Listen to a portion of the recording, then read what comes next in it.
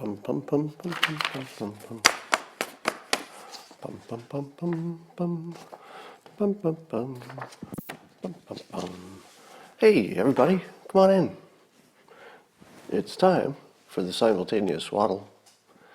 It's that time when you get to enjoy the unparalleled pleasure of feeling connected to people all over the world at the same time, wrapped in a soft blanket, or just thinking about it, or just wishing you were wrapped in a soft blanket. Well, we got plenty of news, lots of stuff to talk about. A lot of people are going to bring you the bad news about the coronavirus. And I figure that beat's pretty well covered, all the bad news. But is there no light at the end of the tunnel? Is there nothing that we can appreciate while we get through these tough times? Well, I think there are lots of things. One of the things that I would like to celebrate is human ingenuity. Quite impressive, wouldn't you say? Today, in fact, I retweeted an article that MIT came up with a design where you could make your own ventilator for parts that I guess are easily obtainable for $100. Now, who saw that coming? You know, what's a real ventilator cost? Probably, I think it's over $10,000. It's pretty expensive, right? Somebody tell me in the comments, how much does a good ventilator cost? So when I saw that the geniuses at MIT had invented a do-it-yourself $100 ventilator, I thought, I'm going to make one of those. And I thought, I'm not going to be selfish and just sort of make it for myself. I want to also teach you how to make it. So trust me, this is easier than you think.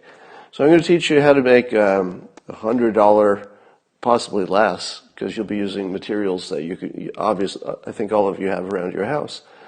So this will be the first time I've tried this, but I'm confident. A lot of people you don't know that I'm not just a cartoonist. I worked as an engineer for years at the phone company. And when I say I worked as an engineer, I mean it said engineer on my business card. I didn't have any actual training. But I worked near engineers, and I had the same job title. And if you work near people long enough, you can get the vibe, right? You don't have to, spend 4 years in college, MIT. You work near people, you pick up things. And so I started to assemble the parts, and make sure that you're writing this down. There are not many parts to it, but write this down. So you want to look around your house and just use common household items. For example, grab your air hawk. I know you have one of these. So this normally would be used for filling up a tire. It's to inflate a tire. But, by itself, well, this would be a pretty poor ventilator by itself, right? I think we could agree. But then you want to take a tube that comes from your hydroponic garden that turned out to be a huge mistake. And you want to insert the tube, now watch this, into the air hawk like that, right? And then the other tube is available. Now, this isn't the kind of thing that you want to just start using on an actual patient without a little testing. So you're going to need to run some kind of a clinical trial. Safety first. So you're going to need one other thing. You're going to need one of these. Now, I don't know exactly where you can get one of these. Probably Home Depot. I got mine in the backyard when I was digging a little foundation for a shed, and I thought, I might need it someday. So I thought, well, I'm not going to throw it away. And if you were going to throw it away, what bin would it go in? It's not exactly trash. You can't really recycle it. It's not lawn clippings. So I was kind of trapped. I wanted to discard it, but I'm also a good citizen, so I'm like, well, maybe I'll just reuse it someday. It's almost like a recycling thing. So anyway, you take the tube that's attached to the air hawk, and that goes in here, like that. Then you turn on the air hawk, and then watch.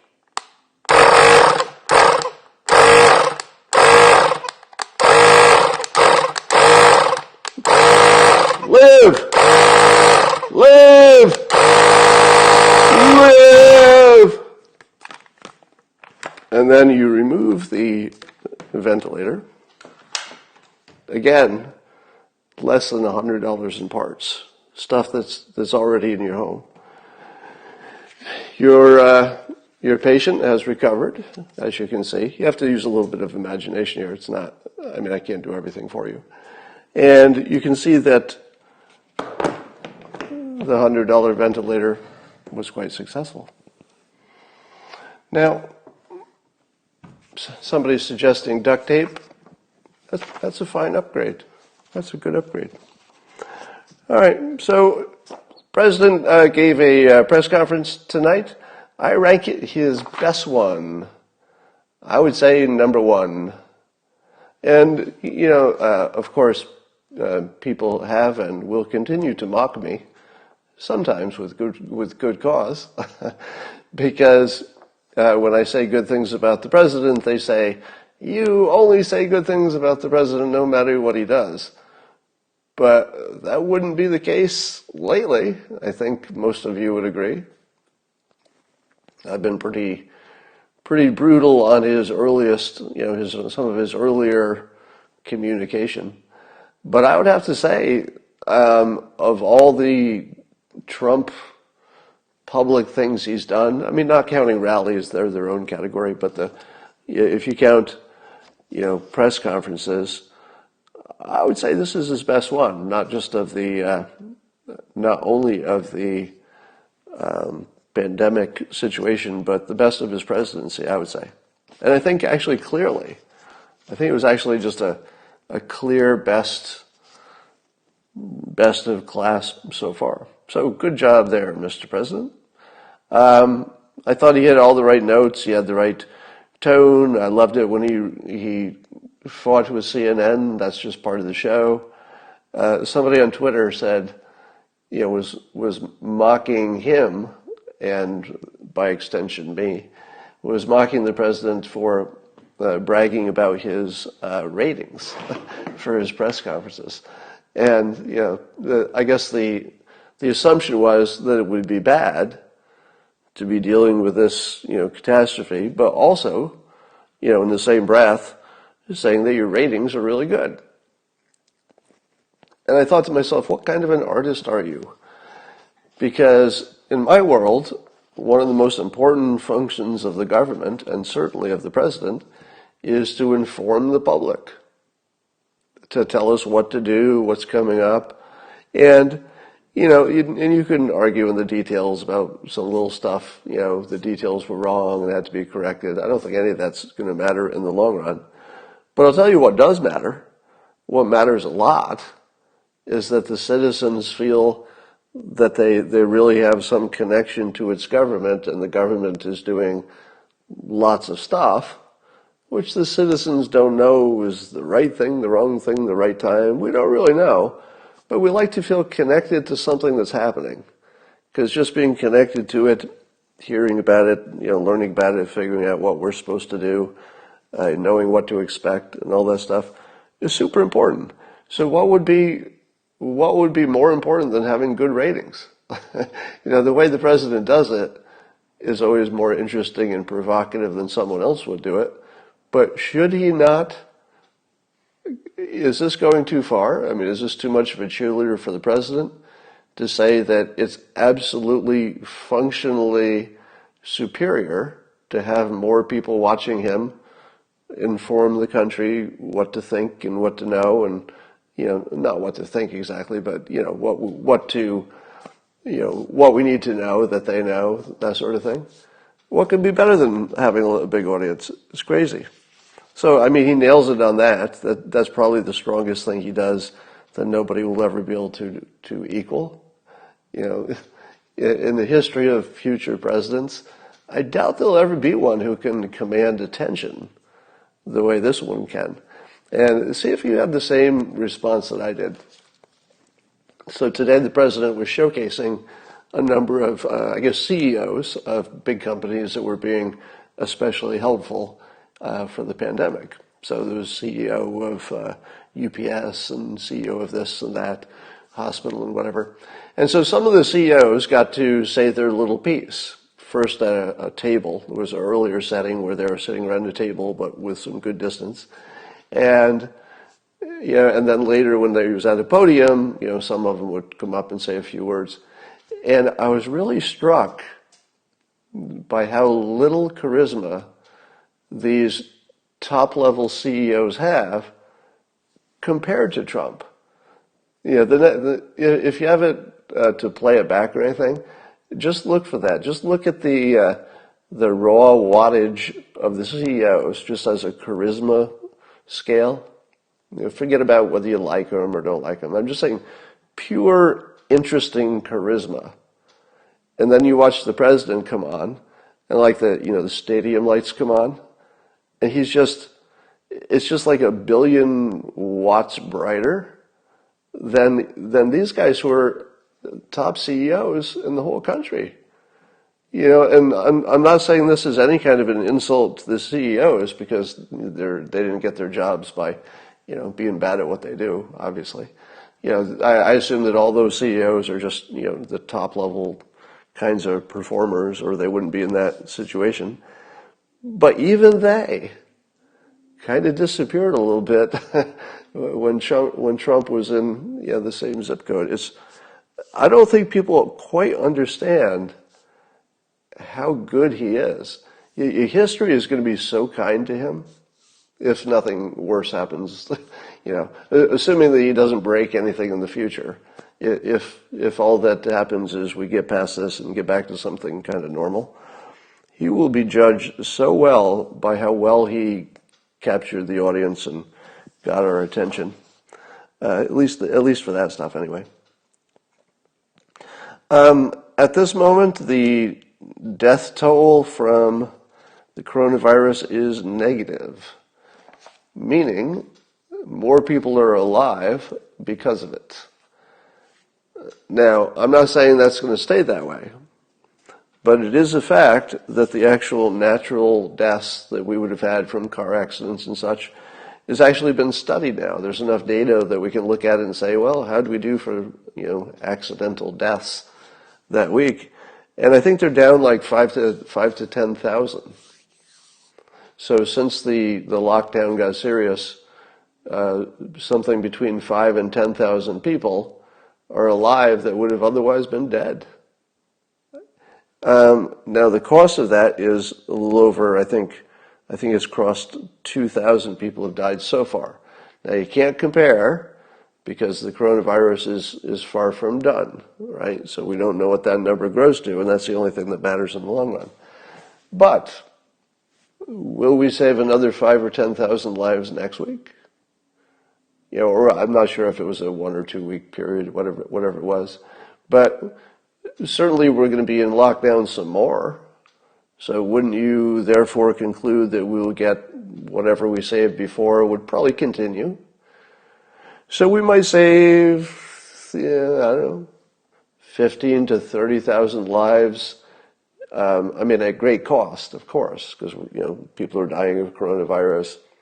The economy's taking a hit, so at great cost. But you have to add all the costs and the benefits. If you're actually going to have an adult opinion about things, you have to say this counts because it's all the same decision. It caused these side benefits; those have to be in the calculation. So I'd like to go on record as being the most optimistic person who also thinks that the coronavirus is super deadly. There are people more optimistic than me who never thought the coronavirus was going to be worse than the flu, so I'm not counting them. They can have a competition within their own category. I would like to be the biggest optimist in the category of people who also think it's exactly the same pandemic that the experts think. That the top side worst case actually is somewhere in the general vicinity of what the experts say. So I believe that to be true. I don't know it to be true, but we're all kind of guessing, aren't we? I don't know it to be true. How could you? But my years on this earth, whatever brain cells I have converged on that opinion fairly strongly that the downside risk is pretty tremendous if this got out of hand. So I'm here. I believe that we have several ways out, and that if we can hold on, as the president has now moved the target date, if we can hold on to the new target date, we'll either have a lot more supply of things we need, include masks, tests, ventilators. We might have more convalescent serum. Maybe we'll have DNA tests. We're probably getting better at social distancing. So there's a whole bunch of stuff that can happen between now and the new deadline, which is April 30th, I believe. So April 30th is sort of the new expect to be locked down until then date. But of course, everything is flexible based on changing data. Now, I would like to update something that I had said earlier. So before the president had ever picked a date, and before he had ever said, let's shoot for Easter, I had said he should give us a date, even if it's wrong, even if it's revised, because you'll feel better. And it won't change what we do, because they'll always have the ability to revise anytime they want. But you just feel better if your government said, well, we don't know, but we're going to shoot for this. So that was the Easter date. Almost immediately, some of the experts were saying, well, that's sort of aspirational, which is a word the president used today. And when he revised it, he talked about talking to all of his experts, considering all the options. I think the public, and this is something he did really well, I think the public really thought he wanted to get back to work soon. So the fact that that you knew that was his bias, and then he described talking to the experts and then coming to this decision, which is very much different from where you knew his bias was. So that gives you actually some confidence, because you can see the range of his flexible thought, and that it landed compatible with the experts. Now, are the experts right? Who knows? I think in this case they're the smart bat, at least in terms of sizing the thing and guiding us towards solutions. But my point is, the next several weeks will get us to probably have way more tests and masks and hydrochloroquine and test results and stuff. So when we go hard at it, we're going to be pretty well equipped. So, given all that, and the fact that I think the hydrochloroquine is sort of already working, am I right? So my understanding is that if you get the hydroxychloroquine, if you get it as, sort of soon after you get symptoms, your odds of never needing a ventilator are really good. But if they don't give it to you until you're sort of, on or near the ventilator, it still can work pretty well, but it's not the magic that it would be if you got it early. So, what should you expect if that's actually true versus just my anecdotal hallucinations, which it could be, right? We could all be hallucinating that there's evidence for this, but it's really just anecdotal.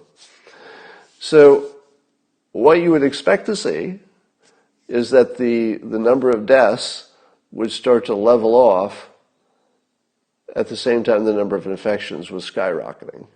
And I think you're going to start to see that. I think maybe you've already seen the first signal of that, but you have to wait a few days to see if it's just noise, I guess, or coincidence.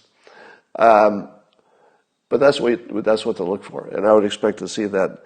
So if the hydroxychloroquine works as we suspect, we could get the death rate down below the point that even though it could be a few tens of thousands of people, we could actually get it below the point if you net out the people who didn't die because they're not on the road this week with drunk drivers, for that same time period. So my optimistic projection is that the net, all things considered, will be under 5,000 deaths. Now, that's not anywhere near what any expert's saying. And by the way, I'm even calculating, just not with any science behind it, but I'm assuming, in my opinion, I'm not forgetting any deaths from extra poverty, from the economic dislocation. So I'm going to be the super optimist on this, with the understanding, you should know in advance, that almost nobody who knows what they're talking about thinks it will be this good. I'm kind of alone on this. But that's what makes it fun, right? Have you ever seen me make a prediction in which I was completely alone, and then it turned out? Well, some of you have. All right. I couldn't believe that Trump called out New York City, not necessarily the government, but apparently a lot of masks have been shipped to New York City, but they seem to be maybe disappearing. Now that's not, and I mean by disappearing I mean stolen, and now that's not confirmed, but what's interesting about this is that I think Trump has a really good sort of BS detector, a crime detector. Say what you will about him, but don't you think he can sniff out a little impropriety? Like he would be good at that, don't you think? Especially if it had to do with New York City and, let's say, the underworld connection to moving goods back and forth in New York City. So if Trump looked at those numbers and said, maybe those numbers are real, but I really think the press ought to look into this, because it doesn't look real to me. It looks like something's falling off the back of trucks. And I don't think I could have loved more the fact that he put that out there, even without proof. Because, I don't know, if I had to put odds on it, 70% chance he's right. Wouldn't you say? That's worth looking into. If you had to guess, is Trump right that there is massive criminal activity going around these so valuable masks? Wouldn't you kind of assume there must be? Especially in this environment, and the fact that it's probably easy to get away with it. Yeah, I think Trump knows. He just might smell it from 10 states away, and he might be right. Let's see what else we got going on here. So the experts were predicting 0 to 2. No, what was it? From 0 to 2 million, or 20,000 to 2 million or something. 200,000 to 2 million, some gigantic number. I hope not. Here's an idea. So Bill Ackman, hedge fund guy, sometimes not that popular in some circles. If you're on the other end of a trade and you lost money, you don't like him. But he tweets this. And I don't think he's some big friend of the president, but this was a productive idea, no matter who you are. So listen to this. So Bill Ackman says, Mr. President, in his tweet, why don't you launch the biggest infrastructure program of all time now? Roads, bridges, and other infrastructure involving outdoor work. Pretty clever, huh? That allows for social distancing. That's not bad. He says doing so will put Americans back to work now in good-paying, virus-safe jobs. And, I have to say, why didn't I think of that? You hear that idea, and the first thing you think of is, why didn't somebody already say that? Did nobody say that before? I didn't think of it. But what would be a better time to do the biggest bipartisan infrastructure bill of all time? Seriously, what would be the better time to get a bipartisan, enormous infrastructure bill and just put masses of people back to work outdoors? It's kind of brilliant. If I'm being honest, there's nothing wrong with that idea, right? Okay. Of course, with all this big news, CNN decided that the thing they would focus on is that when the president was sparring with a member of the press, he referred to her as part of a group, meaning the press that he doesn't like, as you people, which was immediately interpreted as what? What was that? That's right. Yes, it was interpreted as racist. So that's what CNN decided to focus on. So you got that. I would like to read to you, before I take your questions, a tweet thread that might make you feel better. So some of you already saw this, but I think it's worth reading it to you again. And it goes like this. The coronavirus is acting like an unwelcome Olympics for scientists, doctors, engineers, entrepreneurs, techies, leaders, parents, and ordinary heroes of every kind, setting records in every event. You can almost feel humanity getting smarter. The most capable among us are forming lasting connections, sharing best practices, learning shortcuts, building a working trust, creating tools at blazing speeds. One way to imagine the future is that the economy will lose trillions of dollars and we'll never get it back. Another filter on the future is that energy doesn't disappear. It only relocates and changes form. A huge amount of energy is leaving the economy. We know that for sure. What is less clear is where that energy is going. My filter shows a global mind being formed in real time to fight our common enemy, the virus. That mind needs a lot of energy, like a newborn. And wow, is it getting it? I had resisted the common pundit prediction that everything would be different after this crisis because I expect a speedy recovery, but I revised my opinion. While I still expect a speedy recovery, I also think this experience is rewiring the collective mind of civilization. We probably crammed years of innovation into months. We'll be coming out of this with a lot of extra knowledge about our systems and about ourselves. And that energy will get channeled back into the economy. The coming weeks will test us all.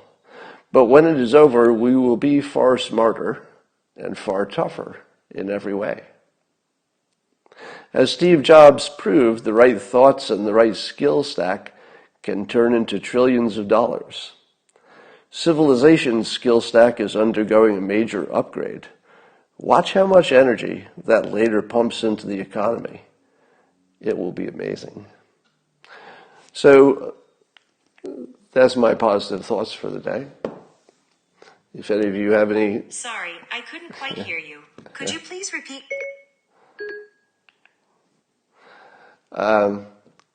If any of you have a question, I would be happy to take a shot at it. All right. Yeah, that was a tweet thread that I wrote earlier today, so it's pinned to my Twitter feed if you want to see it.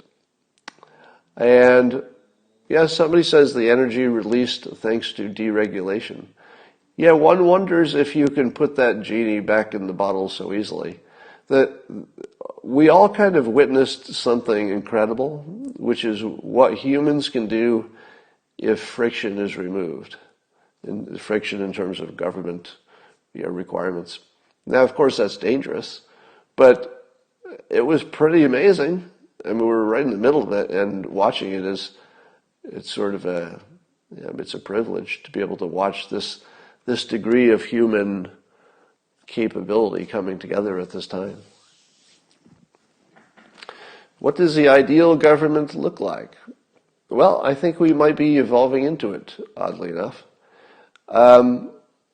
Here's what I mean when I talk about the energy that's being taken out of the economy and then stored into the global mind. Imagine, if you will, that before this crisis, that people were sort of like independent islands. Each person, just think of them as an island. Just visualize this. And some of those islands had, bridges connecting them. So now in your mind, connect a few of the islands to each other, but make sure not all of the islands are connected to all the other islands. They're just, you can get from every island to every other island, but maybe you have to do a 2-hop or something. But what this crisis did is it took those existing islands, and suddenly everybody could talk to other people, and they did it easily because of the internet, and we formed these connections instantly that didn't exist before. So there were a whole bunch of bridges that just went springing out from each island, so that everybody now was only one jump away from everybody else. You didn't have to do a 2-hop to get to anybody. You could pick up a phone, you could send a message, you could DM, and you were talking to anybody in the world. And if they needed you and you needed them and you recognized it, you connected immediately. And if you visualize those islands, first with just a few bridges, but enough to get from anywhere to anywhere, and then suddenly bridges from every island in every direction, that's where all the energy went. So all the energy that we had been putting into the economy, we suddenly just turned in the same direction as one, following our leaders who were pointing us at the common enemy, the virus. And over several weeks, we've taken all of that energy that would have otherwise been put into the various parts of the economy, focused on this one incredibly important task, and something amazing is happening. And I think that, because we formed this global mind, if you will, that after we beat the virus, those connections, not every one of them, but many of them will remain. And we'll have let's say a shared civilization memory of what worked and what didn't. We'll all see a whole bunch of rapid models and tests. We'll see how A/B testing works. We're all going to be better decision makers. Because one of the weird things is, this has been like a Harvard business case in how to make decisions with inadequate information that's changing all the time and lots of interests and lots of variables. And because it's such a shared experience, we all were engaged in the Harvard business case. We all got to see all the variables. We all got to say, all right, if this were me, what would I do? How would I handle this? And so we all sort of learned almost like a college class in crisis management. If you think about it, it would take you a while to make a list. But if you thought about all the concepts that are really good ones, the things that you'll learn at the end of this cycle, because it's like we're all at college basically. We're learning a ton about how do you approach these situations? What do you do? How do you get ready? How do you assess risk? How do you manage risk? How do you balance things when these kinds of lives are at the risk versus these kind? How do you apply ingenuity to the problem versus money versus all those things? So I think we're going to come out of this with a global mind that's grown all these new neurons, that many of them will be permanent. And we'll just know how to solve problems differently. We'll have maybe a different feeling about red tape. Maybe we won't tolerate it. Perhaps we'll have procedures that we do in good times and a set of procedures that immediately go into effect when there's a crisis. And at the very least, this situation has surfaced who the leaders are, and who the capable people are, and who the people who really, you can depend on in a crunch. And I think some of that's permanent too. There will be people within corporate America, probably people in government, whose entire careers will be determined by how they get through the next several months. Just the way 9/11 made a Rudy Giuliani. This is not just New York, although they're getting hit hardest. This is all of us. So every mayor, every governor, every senator, every representative, every person on the task force, they're all on audition for a better job or more responsibility later. So if nothing else, we're going through the greatest talent filter our country has ever experienced. That's good. And I do think, even though I'm a bit of a cynic and a skeptic, I do think that some of what we're learning about being able to work together is going to last. Not all of it. There's going to be a lot of goodwill that's happening now because people understand there are higher priorities than arguing about politics. And most of that will go away. As soon as we get back to normal, we just go back to being humans. We get a little tribal because we would have that luxury. But I don't think it's all going away. I think there's going to be a good, solid 10% that is a lasting civilization memory that says, yeah, I'm arguing with you now, but when the stuff goes down, you and I are going to be on the same team. I've always thought that that's why the United States and France, for example, will always be best buddies, internationally. No matter how much we argue with them, and if you don't like them for this or their attitude or their policies or their socialists, whatever, we might bicker like siblings forever. But the one thing that we sort of believe about each other, France and the United States, is that based on history, we would have each other's backs. That feels permanent, doesn't it? When was the last time, in your lifetime, when was the last time you had to have France's back? Or France had to have our back? In skirmishes and Iraq and stuff. But those were sort of, over there. I'm not sure if that was a case of anybody having anybody's backs. But we would, right? And part of the reason that we would, like with 100% certainty, if you live in America, that if France were, seriously threatened by an external threat, the next thing that France would hear is, could you step out of the way? Could you, we love that you want to fight this out on your own, but seriously, just step out of the way. Give us 10 minutes. And the United States would take care of business because we would always have France's back. And the reason we would is because they've had our back, right, historically, and vice versa. So that kind of feeling can last generations. And there might be, this is the hopeful part of me, there might be just a little bit of this experience when we get to the end of it that we just remember as a society. We just remember that we're capable. We're just capable of being on the same side when it's important. So that's the last thing that I'd like to leave with you, and now I'd like you to go off to a really good night's sleep.